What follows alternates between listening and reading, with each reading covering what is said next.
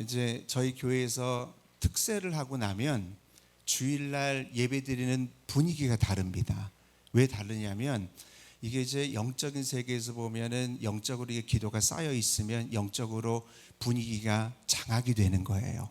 그래서 그 분위기가 달라지는 건데 오늘 이렇게 예배를 드리는데 어제부터 여러분들이 계속 이곳에 기도를 심고 또 기도를 여러분들이 쌓으셔서 이곳의 영적인 분위기가 이미 하늘문이 열려 있습니다. 그래서 여러분들이 말씀을 그대로 잘 받기만 하면 이것이 여러분들에게 들으면서 자라나는 것이고 또 믿음은 어디에서 난다 그랬죠? 예, 들음에서 난다 그랬기 때문에 믿음이라고 하는 건 우리가 듣는 순간에 우리가 말씀을 듣는 순간에 생성되는 거예요.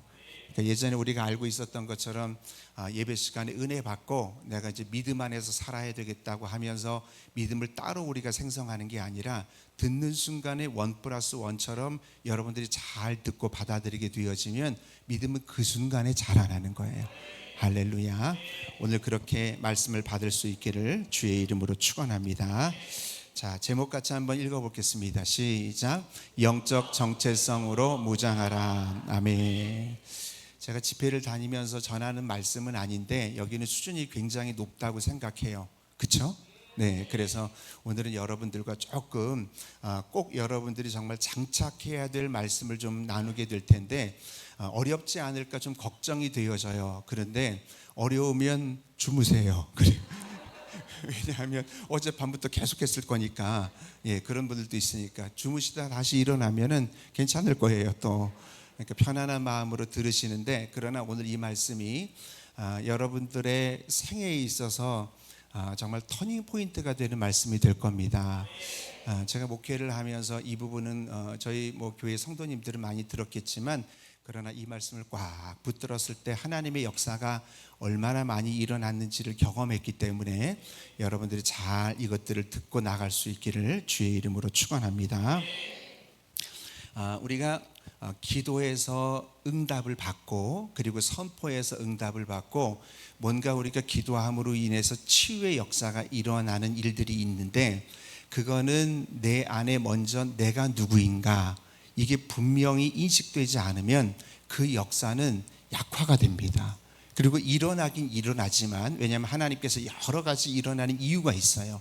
분위기도 그렇고 영적인 공간도 그렇고 또 그동안 여러 가지가 있지만 그런 것들 가지고는 굉장히 약하고 내가 먼저 영적으로 정체성이 이게 인식이 분명하게 되어질 때 우리 안에서 일어나는 응답과 치유와 은혜의 그 깊이는 완전히 달라요. 그래서 우리가 세 가지를 인식해야 되는데 첫 번째로 뭐냐면 나는 누구인가 이게 분명해야 됩니다. 한번 따라해 보겠습니다. 나는 누구인가. 그 다음에 또 한 가지가 뭐냐면 나는 무엇을 할 수 있는가. 그 다음에 세 번째는 나는 무엇을 가지고 있는가.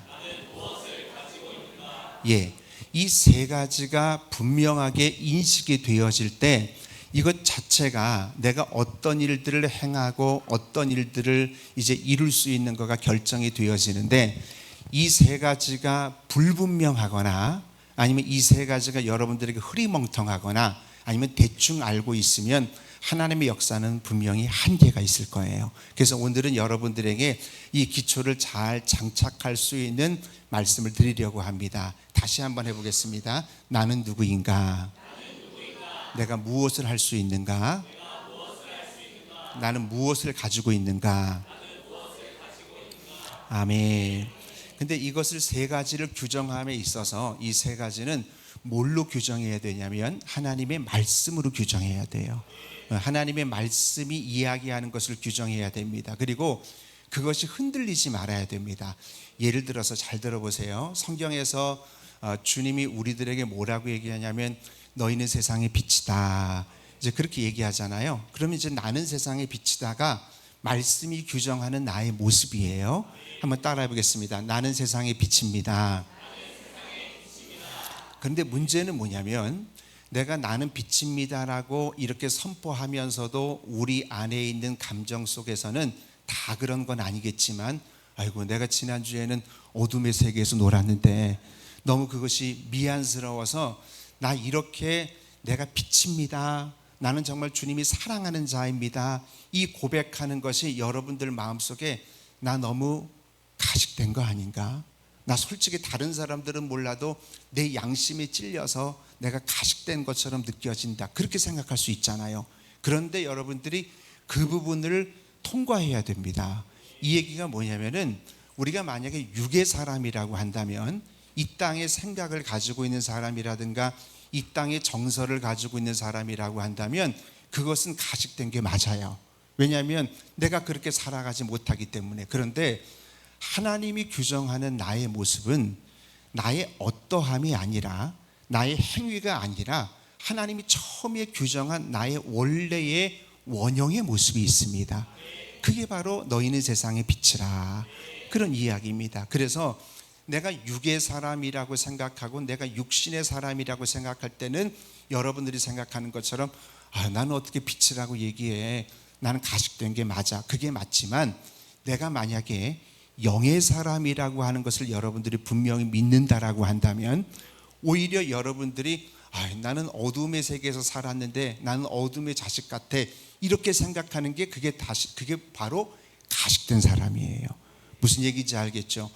어떻게 해서든지 우리는 성경에서 얘기하는 나는 세상의 빛입니다, 나는 하나님께서 기뻐하는 자입니다, 나는 주님이 사랑받는 자입니다, 이것을 여러분들이 계속 반복하면서 선포하면서, 비록 내가 죄를 짓고 넘어지는 한이 있어도 그 어떠함 때문에 내 정체성은 변하지가 않는 거예요.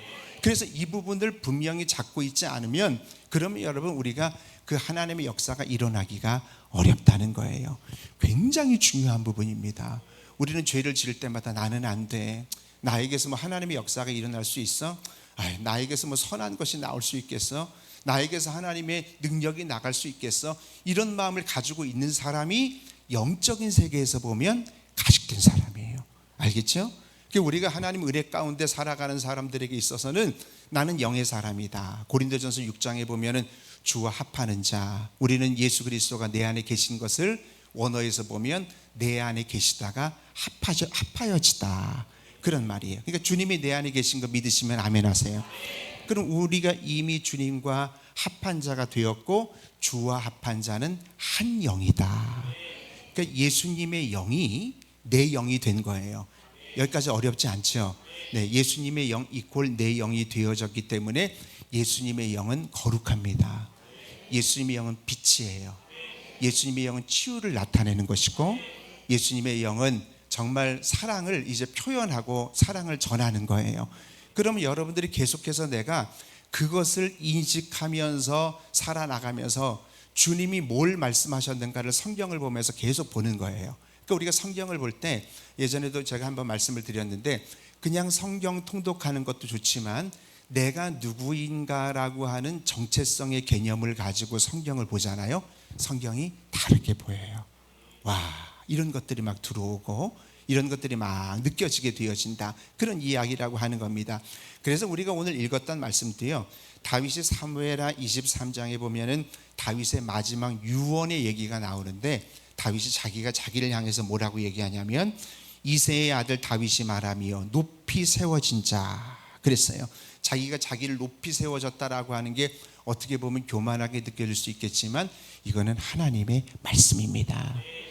나는 주님에 의해서 나는 높이 세워진 자입니다. 다 수동태거든요. 주님이 함께 하시기 때문에 주님에 의해서 높이 세워진 자다. 이 다윗의 고백을 여러분들 읽으면서 다윗은 이러한 말씀에 정말 고백을 할 수 있었구나. 아니요. 성경을 읽을 때는 이 로고스의 말씀을 내 안에 레마의 말씀으로 받게 되는 순간부터 그 말씀은 생명이 돼서 파닥파닥 움직이는 거예요. 나는 주님에 의해서 높이 세워진 자입니다. 그러면 하나님께서 나를 떨어뜨리지 아니하시고 높이 세워지는 은혜를 계속 주시는 거예요. 놀라운 사실이죠. 그 다음에 야곱의 하나님께부터 기름 부음 받은 자, 내가 기름 부음을 받은 자입니다. 주님에 의해서 기름 부음을 받은 자입니다. 계속 고백하잖아요. 이상해요. 내가 그토록 끊어버리지 못했던 중독과 내가 그토록 정말 죄의 끈이 끊어지지 않았던 것들이 내가 주님이 나는 누구인가에 대해서 내 정체성을 고백하고 또 고백하는 거예요. 근데 고백하는 순간부터 여러분들에게 뭐가 나타나게 되어지냐면 내 마음속에 충돌이 시작됩니다. 너는 안 그렇잖아. 너는 다른 사람들은 모르지만 넌 나쁜 놈이잖아.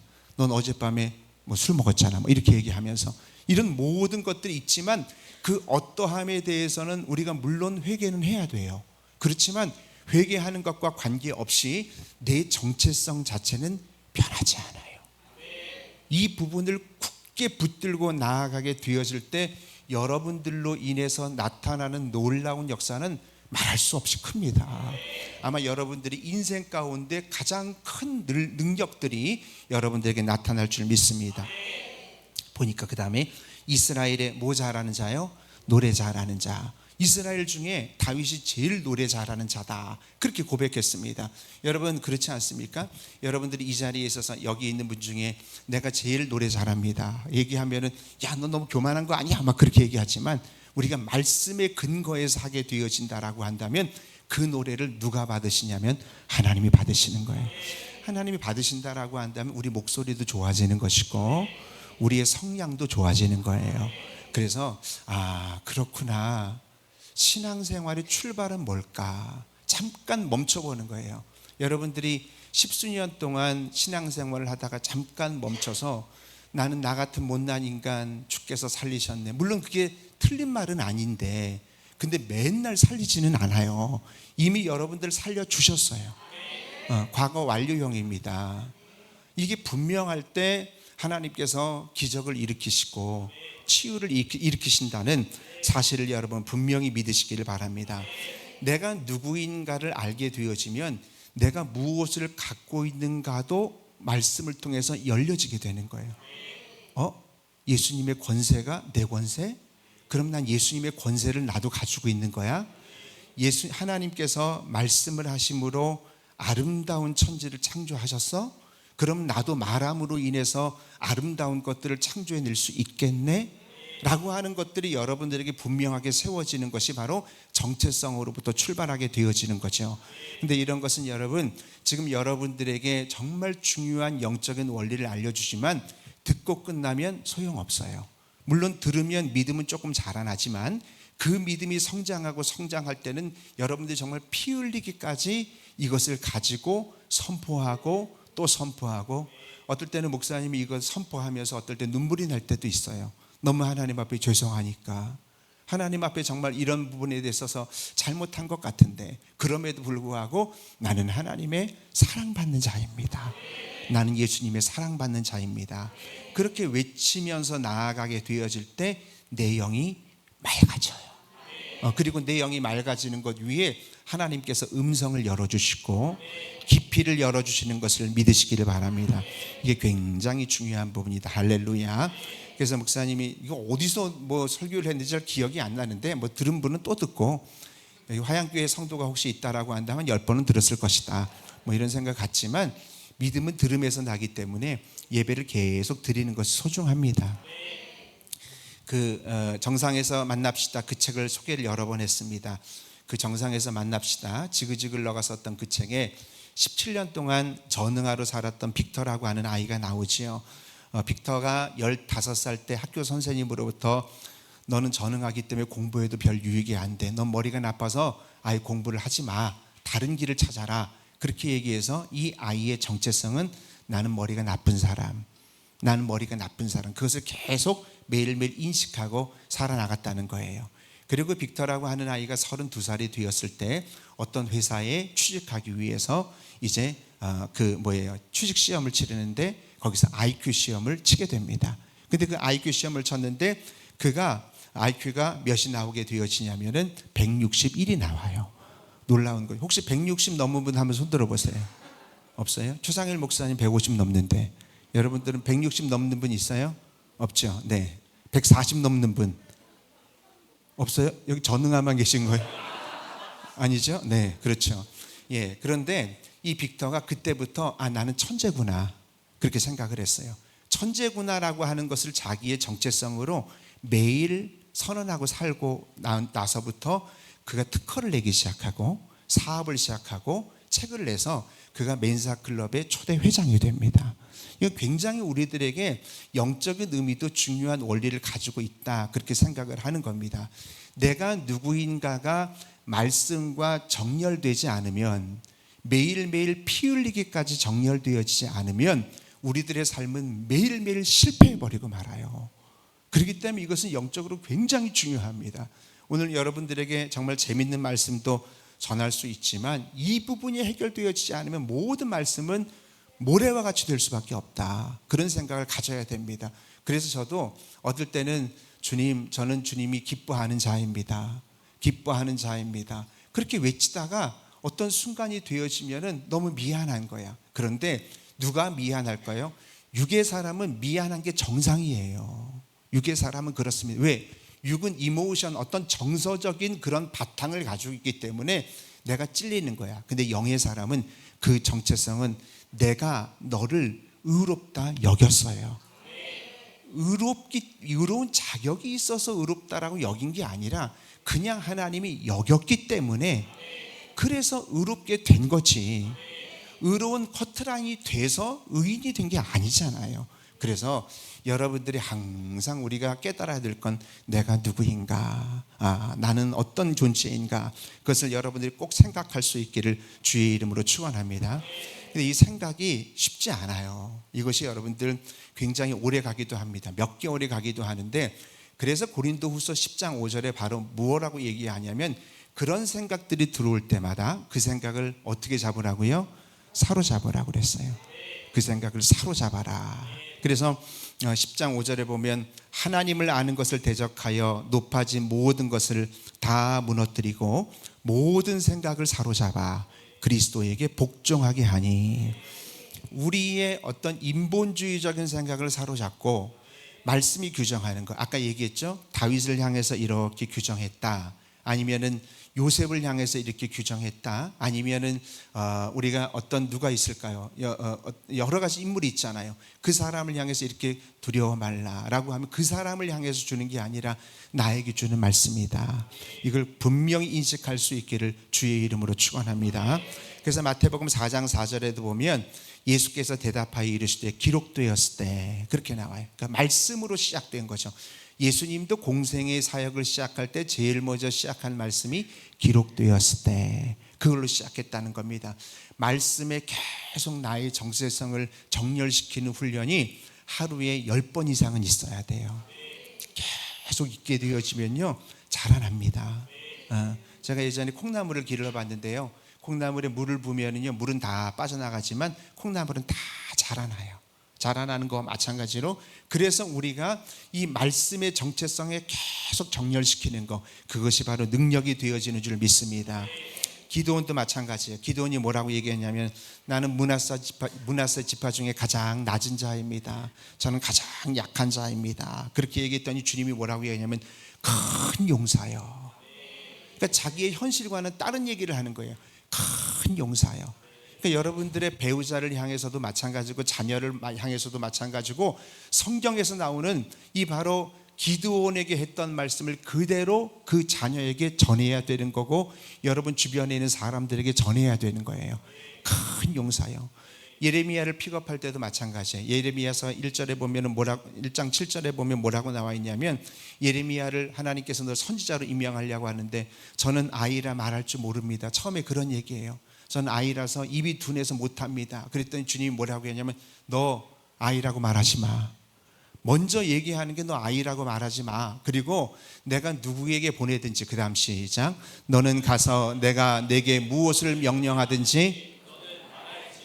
아멘, 아멘. 이게 굉장히 중요해요. 그래서 성경이 얘기하고 규정하는 것을 자꾸 나에게 말하는 거예요. 혼잣말이 되게 중요해요. 왜냐하면 여러분들 믿음은 어디에서 난다고 그랬어요?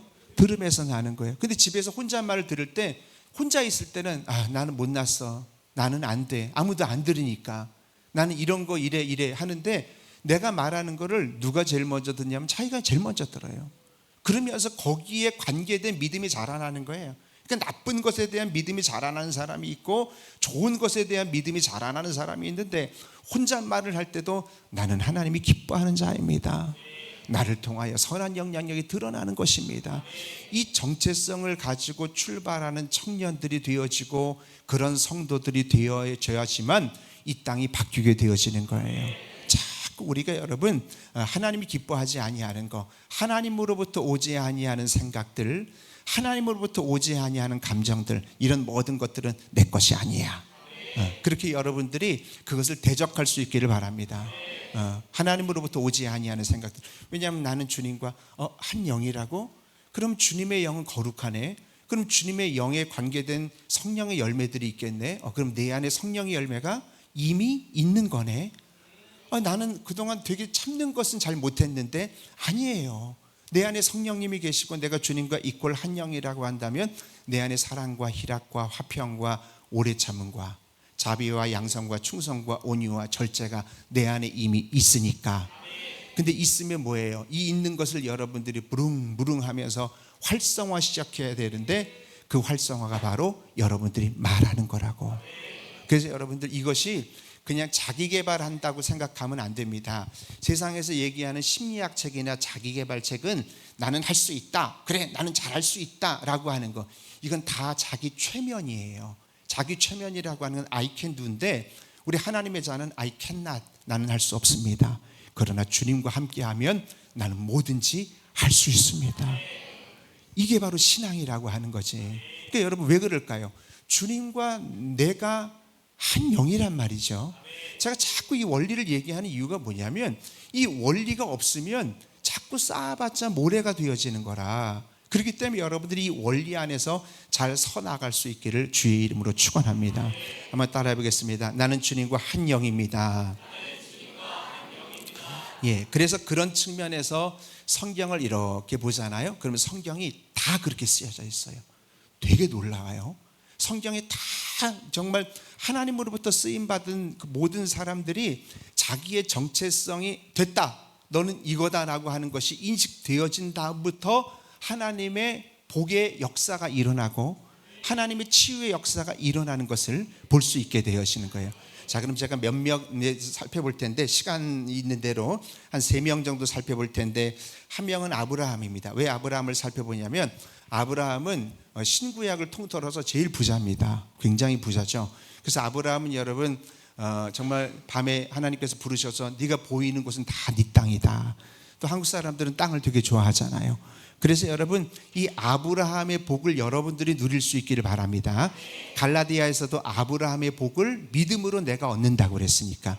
자, 아브라함에 대해서 설명을 할 텐데, 자, 이 설명이 굉장히 중요하고, 그 다음에 혈루병을 앓는 여인을 얘기할 거예요. 근데 혈루병을 앓는 여인은 무슨 특징을 가지고 있냐면, 만지는 것마다 다 부정하게 되는 거예요.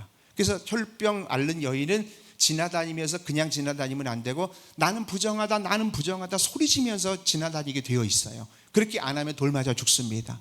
여러분들이 하는 것마다 되는 일이 없어요. 뭔가 해보려고 하는데 되는 일이 하나도 없다. 이 혈루병의 이야기를 잘 들으셔야 되는 거예요. 그 다음에 또 하나는 탕자 얘기를 할 거예요.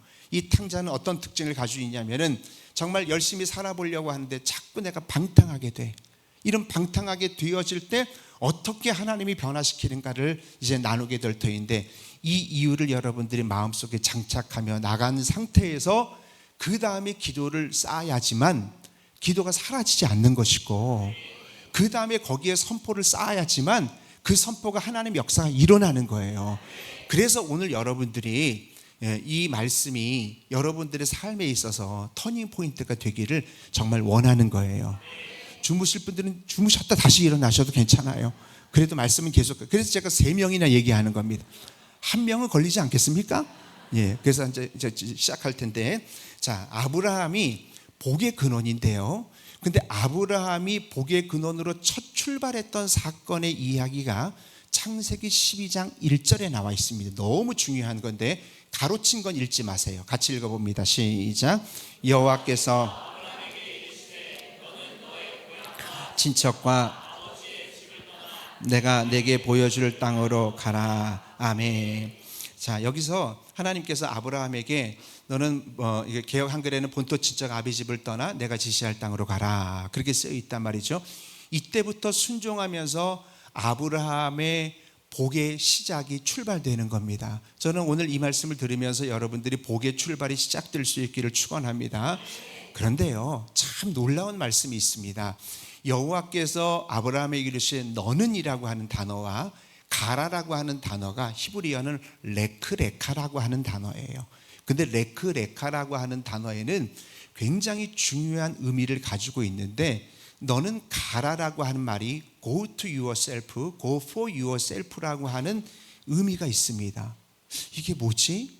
아브라함 보고 내가 지시할 땅으로 가라라고 하는데 히브리 원어를 보면 너를 향하여 가라, 너를 향하여 가야, 그 다음에 너 자신을 위하여 가라, 너로 가라, 너에게로 가라, 그런 뜻이잖아요.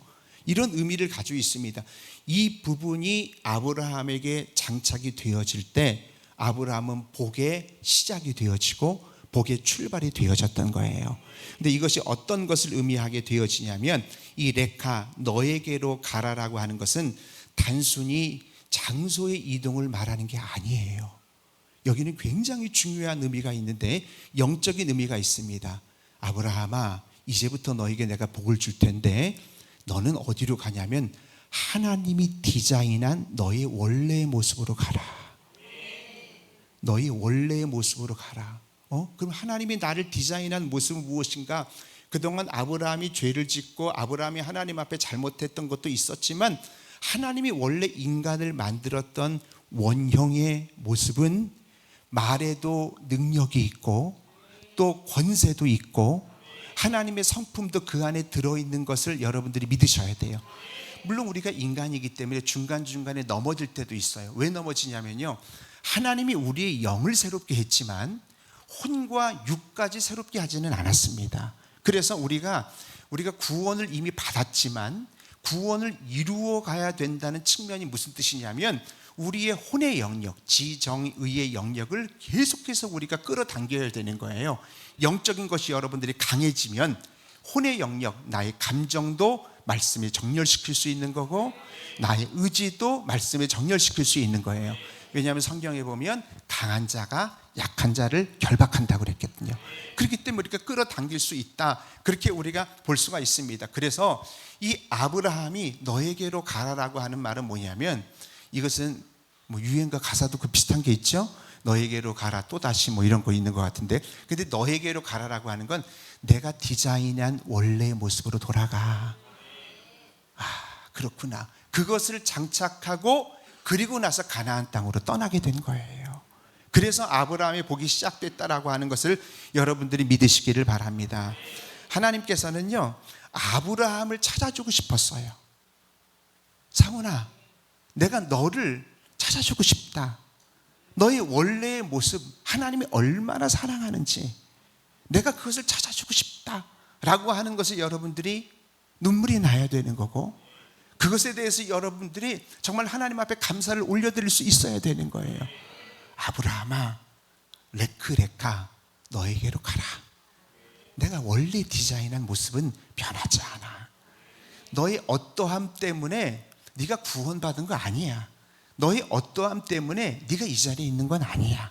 다 주님의 은혜라고 한다면 내가 너에게 준 권세를 믿고 나아가야 된다. 할렐루야.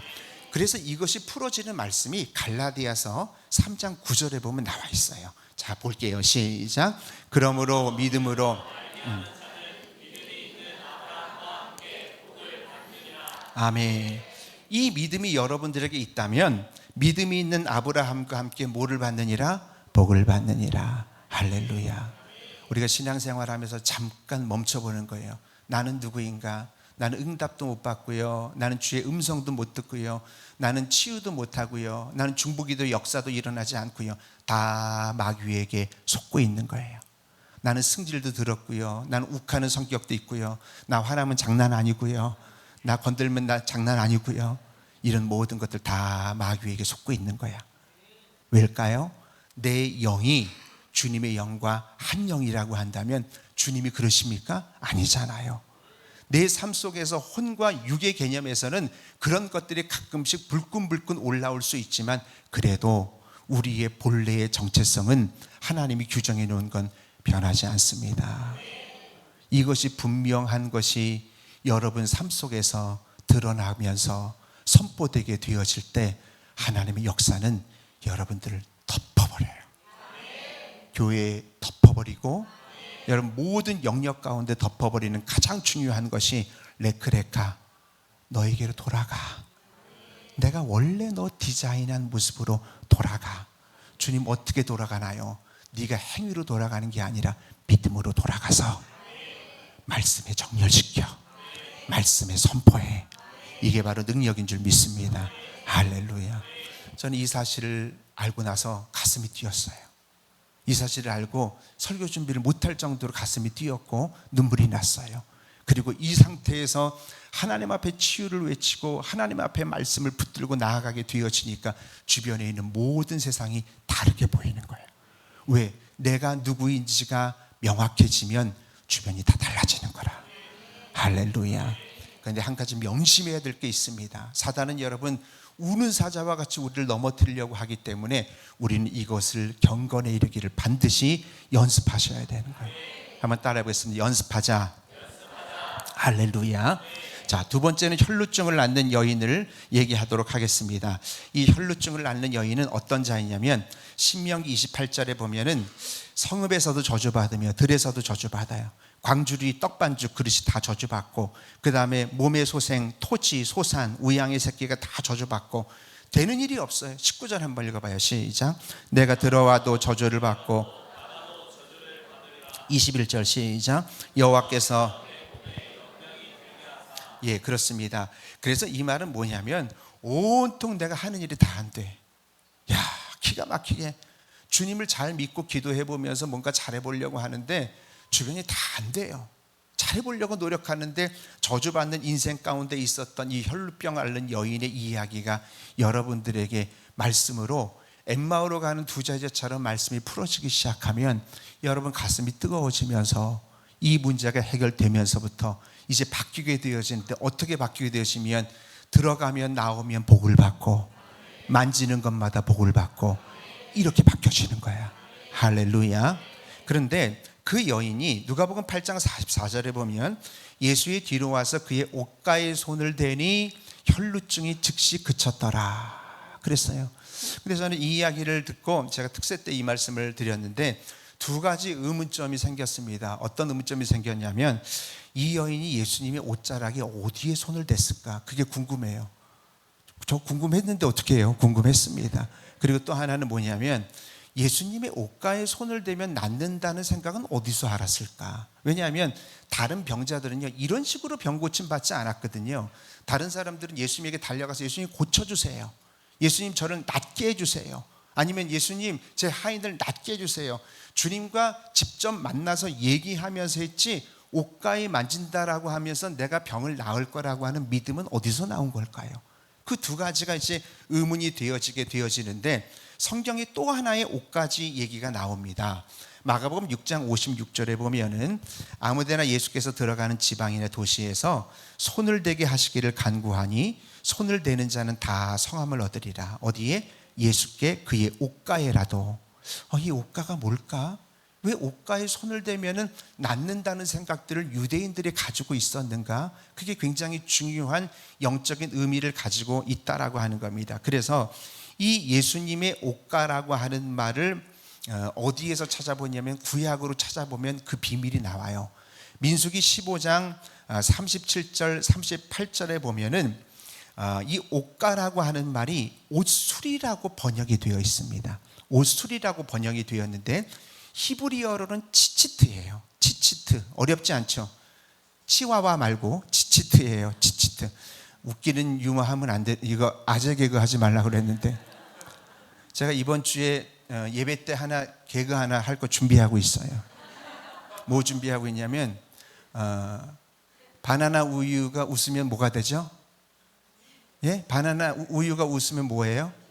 빙그레. 맞아요. 예. 그러죠. 그 다음에 아니 아직 안 끝났어. 바나나가 웃으면 뭐예요? 바나나 킥. 이거 이번에 통할 것 같아. 이번 주에 한번 해보려고 그래. 자, 따라오세요. 자, 그래서 치치트, 잘 이제 기억하죠?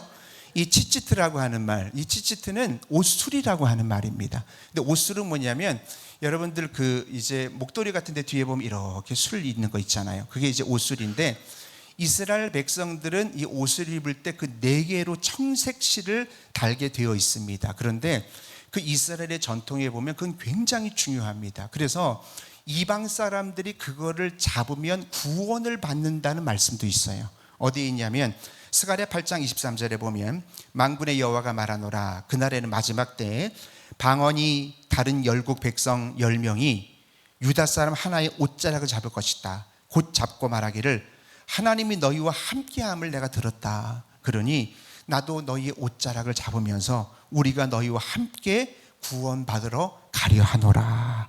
그렇게 나와 있어요.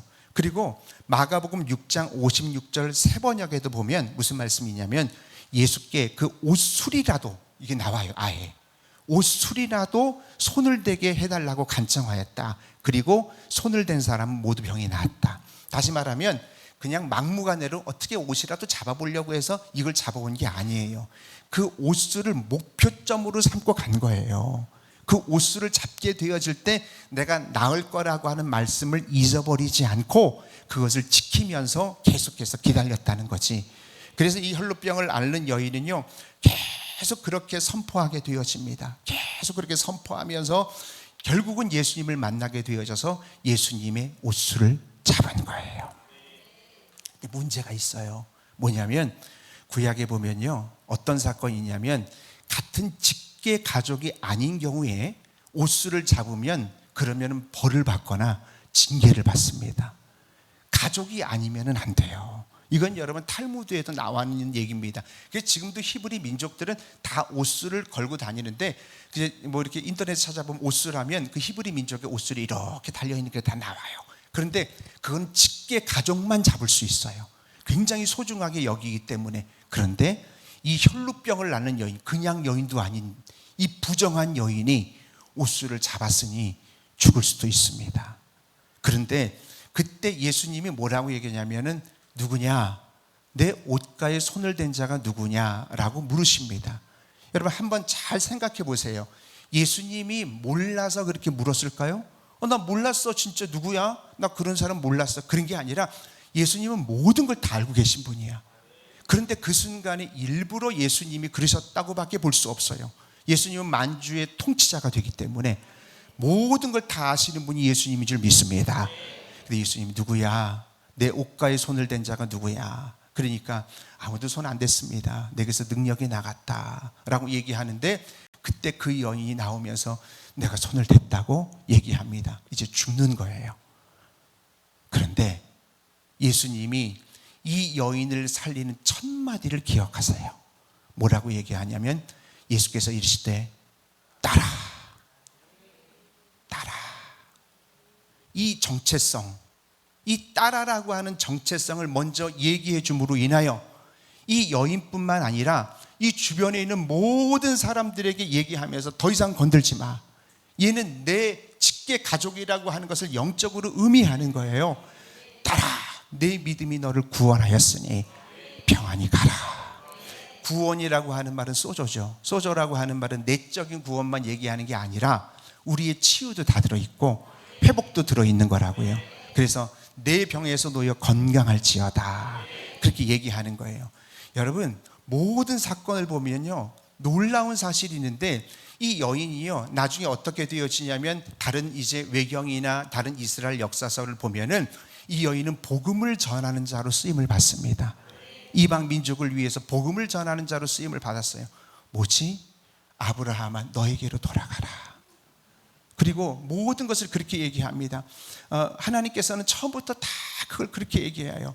인간은 뭐냐면은 마귀는 뭐라고 하냐면 하나님께서는 이렇게 얘기하잖아요. 내가 하나님이 너를 하나님의 형상대로 만들었다. 근데 마귀는 뭐라고? 아니야. 너 하나님처럼 되고 싶지? 선악과 먹어. 선악과 먹어. 뭔가에 대한 것을 주려고 하지만 이미 하나님께서는 우리들에게 정체성으로 만들어 놓으셨다니까요. 그걸 믿어야 되는 거예요. 그게 회복이 되어질 때 우리는 사는 거예요. 그래서 여러분, 우리가 깨달아야 될 거는 레크레카, 하나님께 돌아가라. 너의 본래의 모습으로 돌아가라. 딸아, 넌 내 딸이야. 저 부정한데요, 저 이렇게 과거를 보면 이리 했는데요, 넌 내 딸이야. 그 순간에 모든 것이 치유된 것을 믿으시기 바랍니다. 모든 사건은 여기부터 출발하는 거예요. 내가 누구인가가 분명하게 세워지고 나니까 선교가 달라져요. 모든 목회가 달라지는 거예요.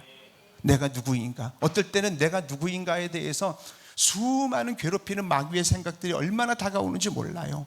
그러나 그 마귀의 생각이 있을 때도 눈물 흘리면서 나는 하나님이 기뻐하는 자입니다. 나는 하나님의 능력받은 자입니다. 할렐루야. 자, 하나만 더 얘기할게요. 바로 누구냐면은 탕자입니다. 탕자는 어떤 사람이냐면 여러분이 잘 아는 것처럼 아빠 마음에 대못을 받고 그 다음에 허랑방탕하게 돈 다 쓰고 그리고 집으로 돌아갔던 사람이 탕자 아닙니까? 부모 마음에 대못을 받은 사람들 잘 들으세요. 우리 청년들 중에서 잘 들으세요. 그런데 성경에 보면은 돈 다 잃고 완전 만신창이가 돼가지고 멀리서 이 탕자가 이제 터벅터벅 오잖아요. 그때 아버지가 그 멀리서 떨어져 있는 그 탕자를 보게 됩니다. 보게 됐을 때 아버지의 행동을 주목해 봐야 됩니다. 아버지가 뭐라고 하냐면 누가복음 15장 20절에 보면 이렇게 나와 있습니다. 이에 일어나서 아버지께로 돌아가니라. 아직도 거리가 멀어요. 그러면 아버지가 저놈의 자식 저거 돈 다 잃고 왔구나, 오면 내가 가만히 안 둬야지, 이렇게 생각하고 그냥 버티고 기다리지 아니하시고 아버지가, 그 다음부터 읽어 시작. 아버지가 그를 보고 측은히 여겨 달려가 목을 안고 입을. 아멘. 여기 달려가라고 하는 단어가 굉장히 중요합니다. 이 달려가라고 하는 단어는 뜨레코라고 하는 말이에요. 이 뜨레코라고 하는 말은 성경에 2번밖에 안 나와요. 뭐냐면은 아주 급할 때. 어디에 나오냐면 오순절 다락방에 성령이 급하게 임할 때, 그때 마치 이곳처럼 급하게 임할 때, 그때 뜨레코라고 하는 말이 나오고, 그 다음에 여기 이 아버지가 너무나 급하게, 이 아버지는 하나님을 영적으로 의미하는 거거든요. 근데 이 하나님께서 정말 너무나 급하게 막 달려가는 것처럼, 영어 성경에 보면 running to the battleground라고 하는 말은 뭐냐면 전쟁터에서 막 뛰어가는 것처럼 그렇게 뛰어가지고 아들을 확 안아줍니다. 뭐 꼭 굳이 그렇게까지 빨리 뛰어갈 필요가 있느냐? 100m를 얼마나 빨리 뛰어갔는지 우리는 알 수 없잖아요. 몇 초 정도 뛰면 빠를까요? 15초요? 아니에요? 네, 뭐 맘대로 하세요. 네. 그런데 그렇게 빨리 달려간 이유가 뭐냐면, 그 이유는 신명기 21장에 있습니다. 뭐냐면 그 성읍 장로들이 말하기를 이 자식이 완악하고 패역하고 말을 듣지 않고 방탕하고 술에 잠긴 자라고 하면, 당연히 지금 탕자 얘기하는 거예요. 그러면 주변에 있는 마을 사람들이 죽여버릴 수 있게 됐어요. 남의 자식도 죽여버릴 수 있게 됐습니다. 21절에 보면 시작. 그 성읍의 모든 사람들이 그를 돌로 쳐 죽일지니 이같이 내가.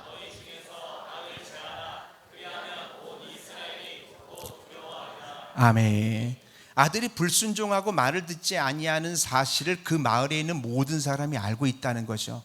아버지가 다른 사람들이 죽일까 봐. 지금 여러분 한번 기억해, 시점을 한번 생각해 보세요.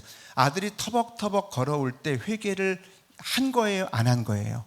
아직 안 했어요, 아버지 앞에. 그런데 아버지가 막 달려가가지고 아들을 확 안아주고, 그리고 아무도 이 아들을 죽이지 못하게, 건들지 못하게 안아준 다음에, 그리고 자기 집으로 데리고 와서 그에게 손가락에다가 가락지를 끼우고, 이는 내 잃어버린 아들이라. 아들이다. 아직 회개 안 했는데. 여러분, 우리의 어떠함 때문에 하나님이 주시는 아들과 딸과 하나님이 디자인한 원래의 모습이 훼손되지는 않습니다. 마귀는 자꾸 얘기합니다. 너는 이미 훼손됐어. 너는 끝이야. 너에게서 능력이 나갈 수가 없어. 너는 안 돼. 내가 너의 과거를 다 알고 있는데, 이렇게 얘기했다고 하면 그 탕자가 만약에 그것을 붙들었다라고 한다면 아버지께로 오지 못했을 거예요. 그런데 아버지께로 왔을 때 지금 아직 아들이 회개하지 않은 상태인데, 여기서 우리가 깨달을 수 있는 게 하나님의 선하심입니다. 이 선하심이 여러분들에게 다 있다라고 하는 사실을 믿으셔야 돼요. 이게 신앙의 출발점이에요. 이게 흔들리지 않고 이게 출발이 되어질 때 우리의 신앙의 주소는 송두리째 바뀌어요. 내가 수십 년 동안 신앙생활했던 것이 이 정체성이 내 안에 확 들어오게 되어질 때 다 바뀌는 거예요. 내가 그런 사람이구나. 내가 하나님이 그런 사람이구나. 이론이 아니라 내 삶 속에서 내가 그런 사람이라고 얘기하잖아요. 나는 주님이 기뻐하는 자입니다. 속으로는 마귀가 그렇게, 네가 뭐가 기뻐하는 자야? 내가 어제 한 꼴을 다 아는데, 네가 한 꼴을 다 아는데. 마귀는 그렇게 얘기하지만 내가 그럼에도 불구하고 나는 주님이 기뻐하는 자입니다. 나는 하나님의 형상이기 때문에 그런 고백을 하게 되면서 놀라운 거는요, 내가 하나님이 기뻐하는 자로 변해가는 것을 내가 막 느껴져요. 할렐루야. 우리 자녀를 향해서도 그렇게 선포할 수 있기를 주의 이름으로 축원합니다. 여러분, 모든 삶을 통해서도 이렇게 하게 되어질 때 여러분들 안에서 이 상태를 가지고, 이 인식을 가지고 그 다음에 뭐 해야 되냐면 기도하는 거예요. 기도의 깊이는 완전히 달라요. 기도의 역사는 완전히 다릅니다. 그동안 내가 기도할 때마다 내 기도마저 들어주시겠어? 내 기도 뭐 하나님께서 듣겠어? 내가 하나님 앞에 잘못한 게 얼마나 많은데. 아니요, 아닙니다. 마귀는 그렇게 얘기할지 모르지만 예수님은 기록되었을 때 그렇게 얘기합니다. 말씀이 규정하는 것을 여러분이 품고 살아가게 되어지면 예수 믿으면서 성품 안 바뀐다고요? 아니요. 그래서 성품이 바뀌는 것이고, 내 영적 정체성, 세상이 여기하는 자기 개발의 정체성이 아니라 영적 정체성이 바뀌는 여러분들이 되시기를 주의 이름으로 축원합니다. 할렐루야. 자, 이제 여러분들이 반응해야 돼요. 반응을 잘해야지만 하나님께서 역사하십니다. 이 이야기만 오늘 말씀을 드리고 말씀을 맞춰야 될 것 같아요. 시간이 밤새껏 나 혼자 할까요? 예. 그건 아니잖아요. 그러니까 여러분, 굉장히 중요한 원리입니다. 그래서 정체성과 기도와 선포의 원리 중에 하나를 여러분들에게 정말 엑기스와 같이 풀어줬는데, 이건 영적 정체성이에요. 이것이 내 안에 막 가슴 뛰는 것처럼 뛰잖아요. 내 모든 세상이 교회를 나가는 순간부터 바뀌어요. 내가 보는 모든 시각들이 바뀝니다. 그리고 여러분들이 이것을 매일매일 선포하면서 말씀 읽을 때마다 그 관점으로 말씀을 보세요. 성경 통독 1독 2독하는 것도 다 중요하지만 이 관점을 가지고 성경을 보게 되어지면 우리의 삶이 바뀌어지는 거예요. 할렐루야. 반응을 잘해야 돼요. 제가 우리 청년들 얘기할 때 이런 얘기 많이 합니다. 인기가 좋은 자매나 인기가 좋은 형제는요, 반응을 잘하는 그런 형제나 자매가 인기가 좋아요. 그러니까 잘 웃어주는 자매, 잘 웃어주는 형제가 인기가 많아요. 잘 웃기는 자매는 인기가 없어요. 웃기면 제목 잘못됐구나 뭐 이렇게 생각할 수 있고, 맨날 저런 거 보는구나. 잘 웃어주는 자매가 좋아요. 맛집에 가면요, 잘 맞장구 쳐주고 정말 맛있다고 하는 참, 정말 이렇게 반응을 잘하는, 여러분들이 반응을 잘할 수 있기를 축원합니다. 오늘 말씀을 여러분들에게 말씀을 드렸는데 이것을 반응하느냐는 여러분들의 몫이야. 그리고 여러분들이 이 말씀을 여러분들의 생명으로 여길 수 있기를 바랍니다. 제가 우리 교회에서 그런 얘기합니다. 하나만 말씀을 드리고 이제 말씀을 마칠 거예요. 오래전에 지한이 얘기를 여러 번 말씀을 드렸는데, 그 지한이가 미국에서 2층 난간에서 비가 와서 밑으로 떨어져 가지고 혼수 상태가 됩니다. 분당에 있는 그 부모님이 이제 지한이에게 갔어요. 근데 지한이에게 갔는데 애가 혼수 상태야. 부모님이 뭐라고 얘기하냐면은 이 아이가 깨어나려고 하면 3일 동안에 반응이 있어야 된다는 거예요. 눈을 뜨거나 손이 움직이거나 말을 하거나 그 반응이 있어야지만 이 지안이라고 하는 아이가 살아난다고 하는 거예요. 그래서 마지막까지 부모님이 뭐라고 얘기하냐면, 계속해서 뭐라고 얘기하냐면 지안아 일어나라, 지안아 일어나라, 계속해서 그렇게 얘기하는 거예요. 계속 얘기하는데 얘가 꼼짝도 하지 않아요. 하루가 지나고 이틀이 지나고 3일이 지나고, 이렇게 3일이 지난 다음에 지안이에게 기적의 사건이 하나가 일어나게 됩니다. 근데 그 기적의 사건이 뭐가 일어나냐면, 지안이의 손이 움직인 게 아니에요. 지안이의 눈이 떠진 게 아니에요. 지안이의 모든 몸이 움직인 게 아니에요. 단지 반응 하나가 일어났어요. 지안이의 눈에서 눈물 한 방울이 주르륵 떨어지는 거예요. 뭐냐면 엄마 아빠 움직일 수는 없지만 엄마 아빠 말 듣고 있어. 지금 엄마 아빠 말 듣고 있어. 그렇게 얘기한 거예요. 그리고 이쪽 맞은편의 눈에서도 눈물 한 방울이 주르르 떨어지는 거예요. 그래서 이 지안이 엄마 아빠가 계속해서 기도하고 해서 일주일 만에 지안이가 살아났습니다. 저는 여러분들에게 도전하기 원합니다. 이렇게 아름다운 이 50시간 기도한다라고 하는 게 얼마나 큰 축복인지 몰라요.